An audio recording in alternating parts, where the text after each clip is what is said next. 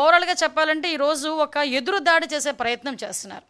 ఎంత ఎదురుదాడి అంటే ఈరోజు వైసీపీ తాలూకా సాక్షి మీడియాలో అవనియండి, వాళ్ళ తాలూకా సంబంధిత సోషల్ మీడియాలో అవనియండి, విషం చిమ్మే ప్రయత్నం చేస్తున్నారు. ఆ విషం కూడా ఎలాంటి ప్రయత్నం చేస్తున్నారంటే, మీరు నిజంగా వాస్తవాల్ని వాస్తవాలుగా ఉన్నట్టు గనక మీరు మాకు ప్రొజెక్ట్ చేస్తే డెఫినెట్‌గా దాని మీద మేము ఏం యాక్షన్ తీసుకోవాలా, లేకపోతే మేము ఎలా సర్దిద్దుకోవాలన్న విషయం మీద మేమైతే దృష్టి పెట్టేవాళ్ళమే. కానీ ఈరోజు పరిస్థితి ఏమవుతుందంటే, అవాస్తవాల్ని వాస్తవాలుగా చిత్రీకరించటం, అవాస్తవాల్ని చూపించి ప్రజల్ని ప్రలోభపెట్టడం.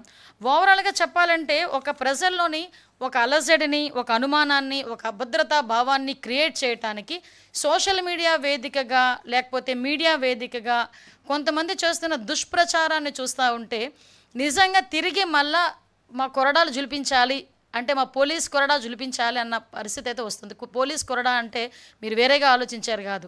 మళ్ళా మేము కూడా దాని మీద ఇది నిజం కాదు, ఇలా అబద్ధాలు ప్రచారం చేసే వాళ్ళ మీద చర్యలు తీసుకునే పరిస్థితి రావాలి అనే ఉద్దేశంతో ఈరోజు మళ్ళీ మీ అందరి దగ్గరికి రావటం జరిగింది.